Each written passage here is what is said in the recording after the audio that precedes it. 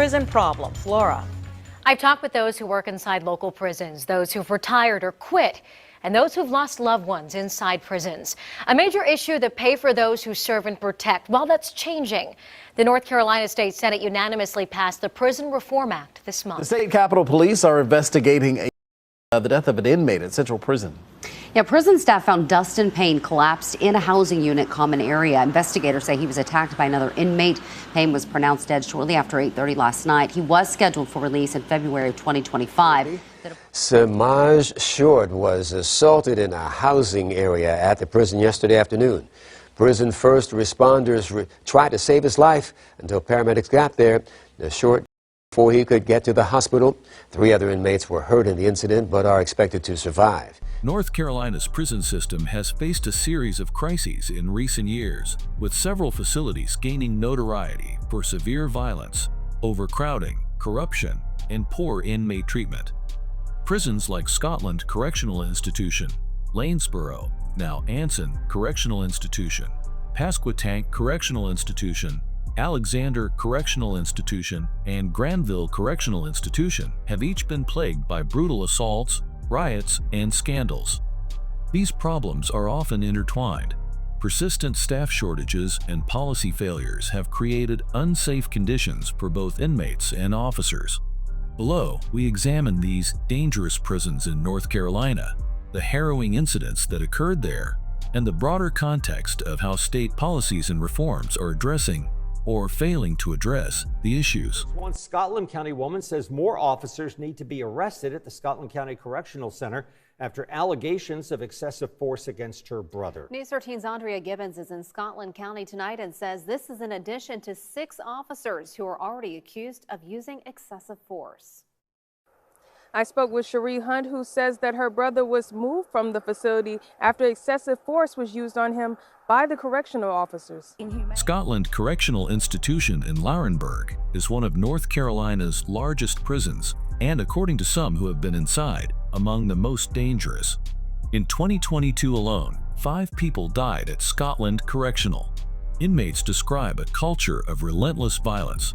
Stabbings, overdoses, and fights were occurring probably every other night, and often out of sight of overworked staff. One longtime prisoner went so far as to call Scotland a very dangerous prison in North Carolina, based on his experience in multiple facilities. Scotland has also struggled with overcrowding and inadequate supervision. An anonymous staff whistleblower reported that due to lack of space, some inmates had to be held in tiny 5-foot by 5-foot cages, essentially makeshift solitary confinement, while waiting for regular housing. Even prisoners on suicide watch were kept in these cages. A 2023 state audit confirmed Scotland Prison exceeded its designed capacity of 1,756 inmates, peaking at 1,789 men. Although officials claim the population is now below capacity, advocates note that numbers alone don't ensure safety. If Scotland says they're underneath the max, well, that's great. Multiple stabbings and inmate-on-inmate attacks have occurred, underscoring how crowding plus low staffing is a recipe for violence. The turmoil at Scotland CI reflects system-wide issues. Scotland is a glaring example. With too few officers to monitor dorms and recreation areas, deadly fights and even suicides have repeatedly happened. Since 2020, at least 4 inmates at Scotland CI have died by suicide, and 2 were stabbed to death during altercations. These grim statistics have prompted public outcry and even tours by state legislators to investigate conditions.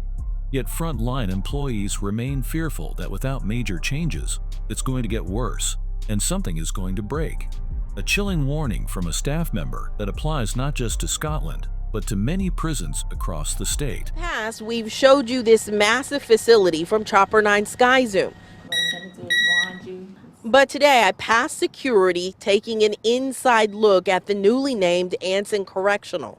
So I'm excited because of the space we have here. New warden Miranda Richardson will be here tomorrow as 1,000 female prisoners start to arrive. For years, about 1,500 male inmates lived here, and Channel 9 often reported on assaults, stabbings, even inside the prison walls. This is one of the holding cells where serious offenders will be held in the near future, and officials are promising things will be different here. Developments this morning in Anson County, where overnight we learned an inmate died in her cell. Anson Correctional staff tells us Ava McNair was found unresponsive in her cell Tuesday morning. Lanesboro Correctional Institution, renamed Anson Correctional Institution after 2016, was long regarded as one of North Carolina's most violent and mismanaged prisons. Located in Polkton, Anson County, this close custody men's facility opened in 2004 and quickly developed a checkered past of gang warfare and staff corruption. It was even described as one of the state's most dangerous prisons by the Associated Press. Before its conversion to a women's prison in 2019, Lanesboro was notorious for a string of brutal stabbings and deletions that exposed shocking collusion between correctional officers and inmate gangs. One infamous series of incidents at Lanesboro occurred in 2011-2012, when members of the Bloods and MS-13 gangs essentially took over a housing unit. Multiple inmates were stabbed after guards allegedly opened locked doors to let gang hitmen reach their targets. In one case, gang members armed with shanks were allowed into a rival inmate's cell, resulting in the deletion of prisoner Wesley Turner.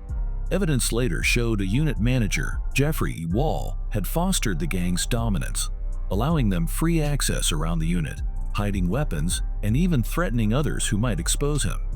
Wall was fired in 2013 after he tried to smuggle out bloody homemade knives and was caught concealing video evidence of the attacks.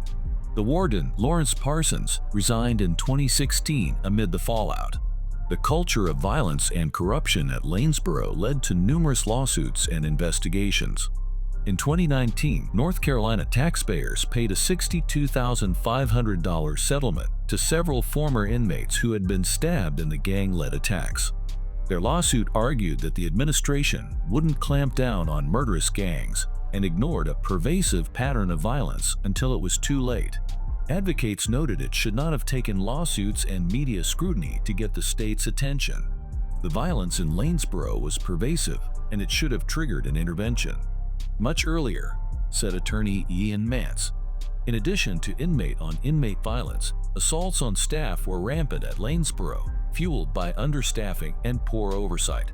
Former officers revealed that they were often assigned to supervise a unit with only 3 or 4 staff, instead of the 8 or 9 officers truly needed. This created opportunities for gangs to attack officers with near impunity. "It's not safe," one veteran guard said, noting he saw people get cut in the face and even witnessed riots with multiple inmates jumping on staff. In 2015 alone, there were 64 assaults on staff at Lanesboro, more than one per week, and nearly 1,000 total violent incidents recorded. Prison officials acknowledged the staffing crisis, but said they couldn't add positions without legislative funding. For years, Lanesboro embodied a worst-case scenario of a maximum security prison, an understaffed war zone where gangs ran rampant and both inmates and guards feared for their lives. Well, Don, Katie, state officials say that Shannon died late last night at Centera Norfolk General Hospital after being critically injured during those attacks. Officials say she was 49 years old and had worked at the prison in Elizabeth City for 4 years.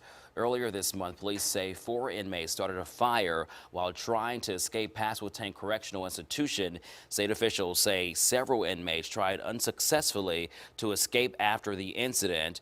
2 prison employees, Correctional Officer Justin Smith and Correctional Enterprises Manager Veronica Darden, died the day of the uprising. Several other employees were also injured in those attacks. Last week, officials released 911 calls from the prison. You can hear one caller describing those attacks.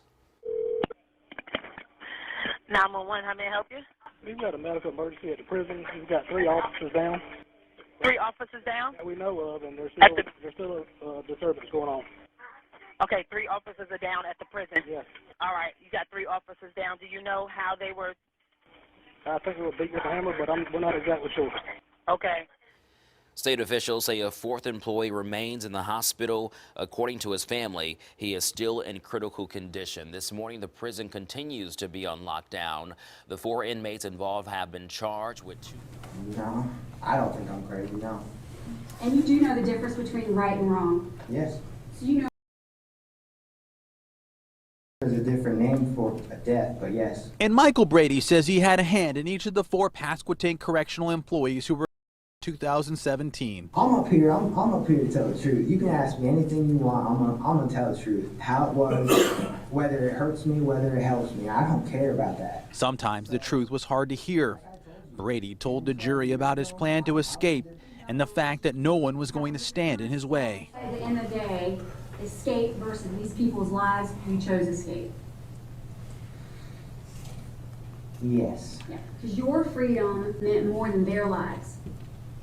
Yes. Escape attempt at the Pasquotank Correctional Institution could learn if they'll face the death penalty. This morning, Pasquotank prosecutors are expected to discuss the case against the inmates allegedly involved in that deadly ambush. In addition to today's hearing, a grand jury will also meet separately to discuss the case. By this time tomorrow morning, we may learn if the inmates will be indicted once again, despite already facing murder and other felony charges. Police say these 4 inmates set a fire at the prison back in October. According to state officials, the inmates then tried to escape the facility but failed to leave the prison grounds. During the chaos, 4 employees died. Several others were also hurt and hospitalized. In October, the inmates were indicted on several other charges. We're following breaking news out of North Carolina. An inmate escaped from Pasquotank Correctional Institute.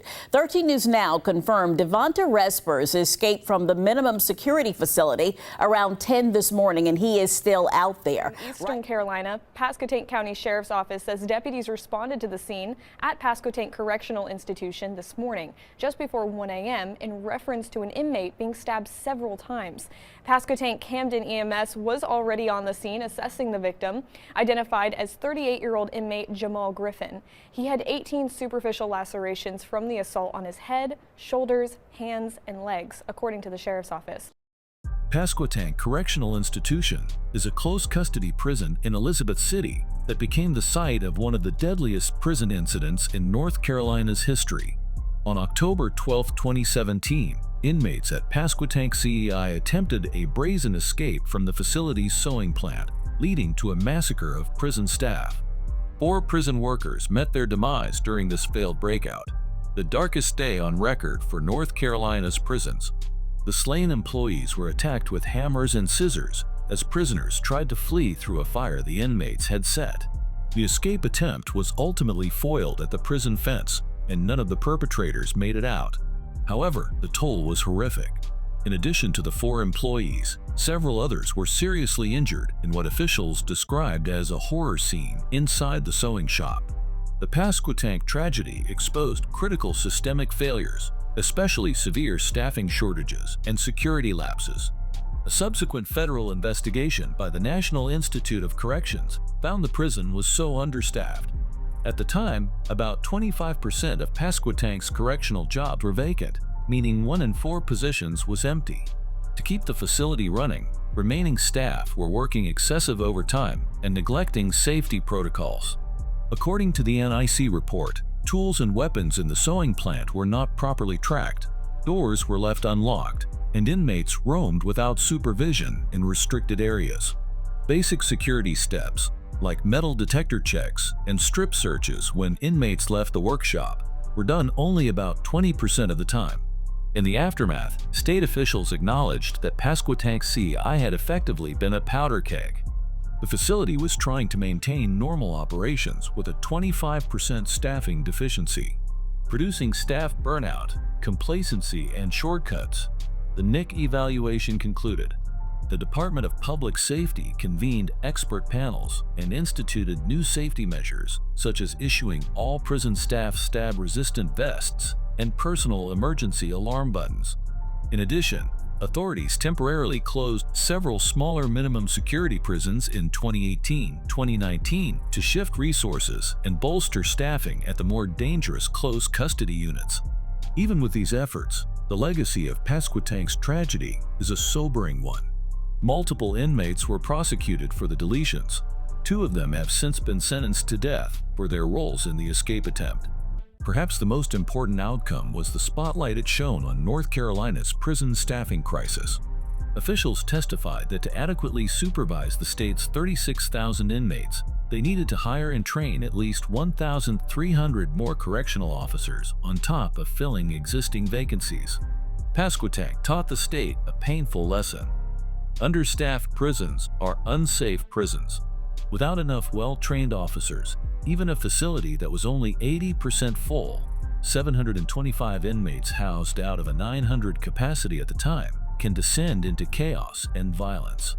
Pasquotank's darkest day led to soul-searching and some reforms, but many challenges remain in preventing such horrors from happening again.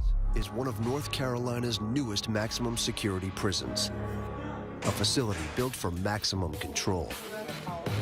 Officers here keep an iron grip on some of the most dangerous inmates in the state. But even in the tightest prison, convicts find ways to get around the system. And when they get a foothold, the consequences can be deadly. We're not used to inmates sending our staff out to the hospital. This is where officers and inmates strive for total control. They're going to make the non-gang members pay rent to live there, which could be anywhere from $5 a week to $100 a month. And they'll pay it off in canteen, or they'll have their families, extort their family, have them send money and put it in their account. So it's an ongoing thing to try to stay on top. An officer at the Alexander County Correctional Institution was assaulted Saturday night. The officer's name has still not been released, but the North Carolina Department of Public Safety is investigating. According to the North Carolina Department of Public Safety, around 8 o'clock Saturday night, inmate Richard Lennox assaulted a correctional officer at Alexander Correctional Institution by punching him. The officer was taken to an outside medical facility where he was evaluated and released. The incident happened in the hallway near a housing area when the inmate refused to follow the officer's orders. There were no injuries to the inmate or other staff members.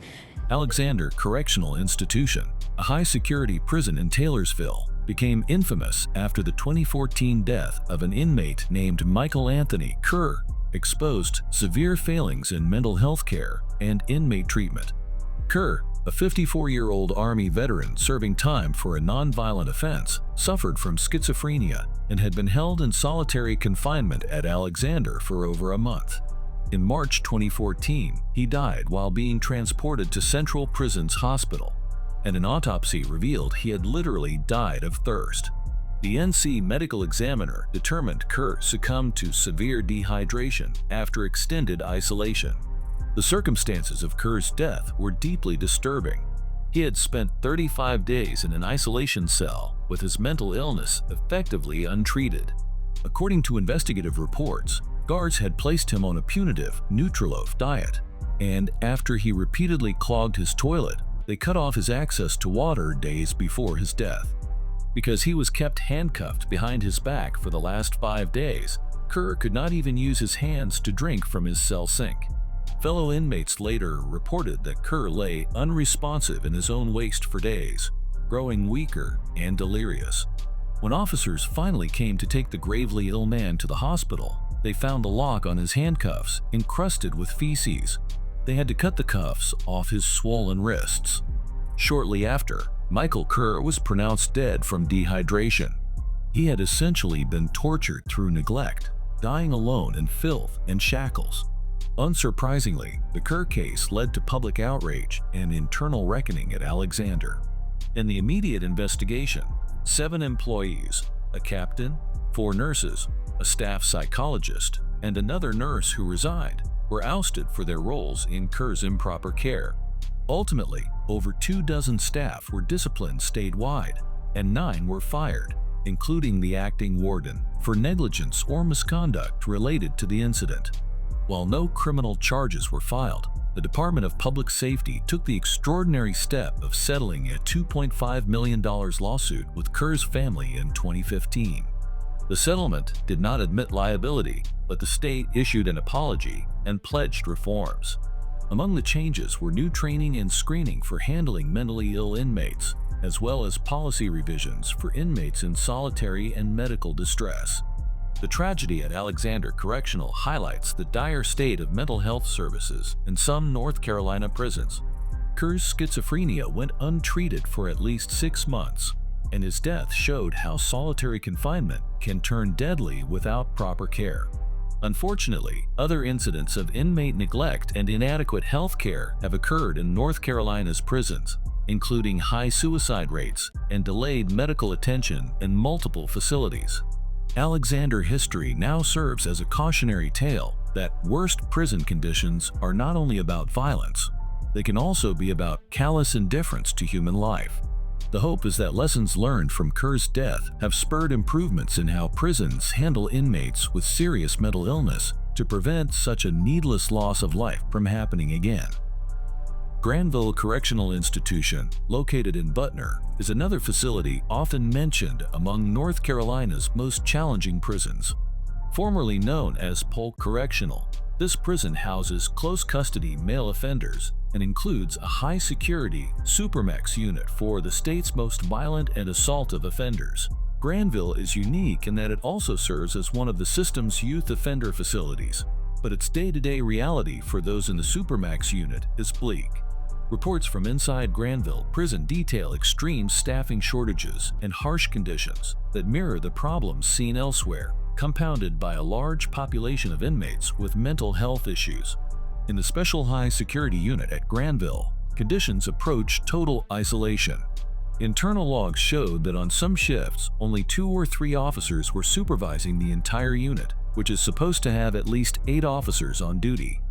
This acute understaffing forces the few staff on duty to work overtime double shifts and makes it nearly impossible to monitor each cell.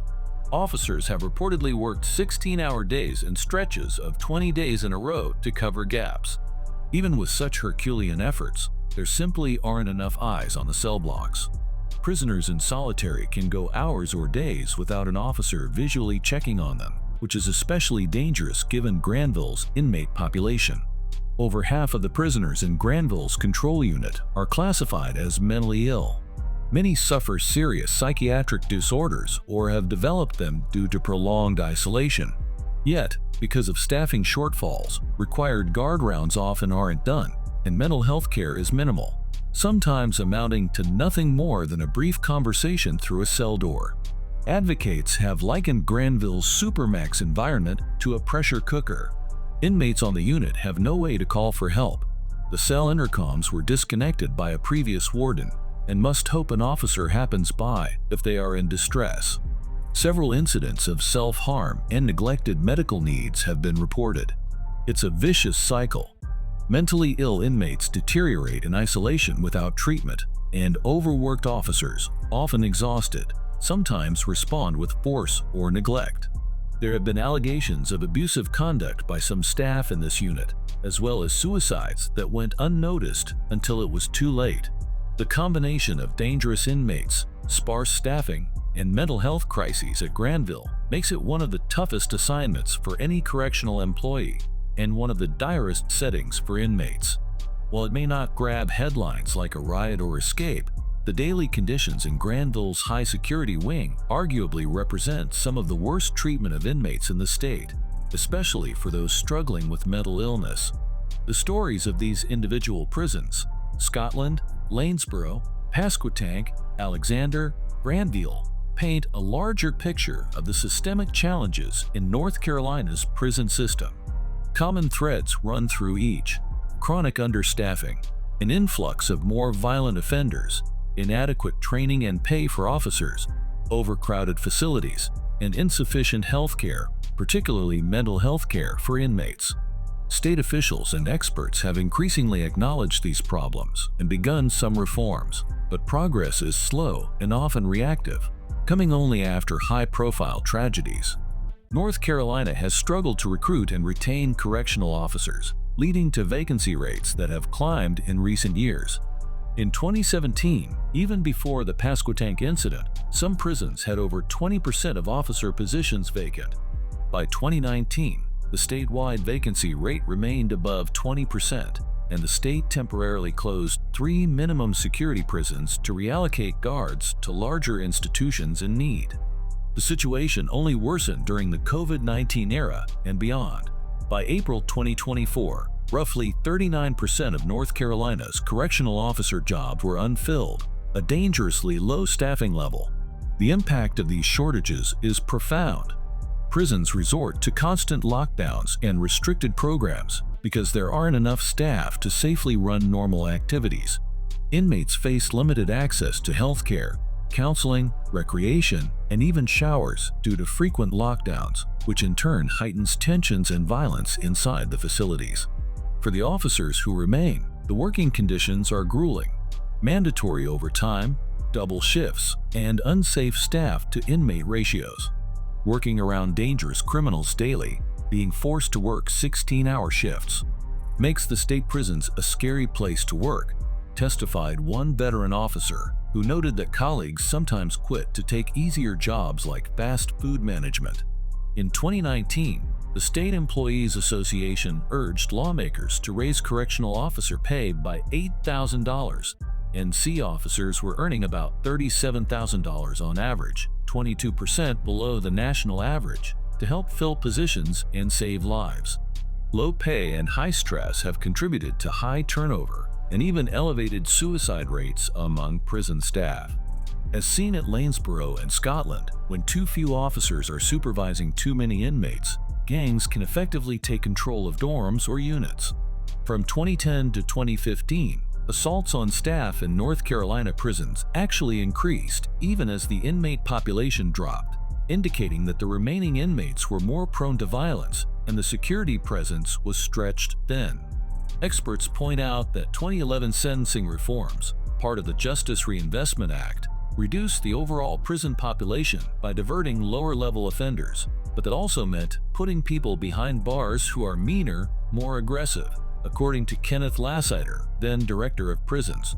By cutting out thousands of nonviolent or less serious offenders, the prisons now house a higher concentration of individuals convicted of serious, often violent crimes. Our prison staffing was not built for these inmates, Lassiter admitted. In other words, the mix of inmates changed, and many facilities did not adapt staffing or training adequately for a tougher crowd. This has led to what one police chief called the state's worst of the worst being gathered in certain prisons, virtually guaranteeing that attacks are going to happen without extraordinary vigilance. Approximately 1 in 5 North Carolina prisoners has a diagnosed mental illness, and many others have chronic medical conditions or substance addictions. Yet, incidents like Michael Kerr's death show how the system can fail those most in need of care. Advocacy groups have decried inhumane conditions, such as putting suicidal inmates in shackles or holding mentally ill inmates in solitary confinement for weeks without treatment. Understaffing of medical and mental health positions, as well as custody staff, means delays in care and insufficient monitoring, factors in numerous deaths by suicide or illness behind bars.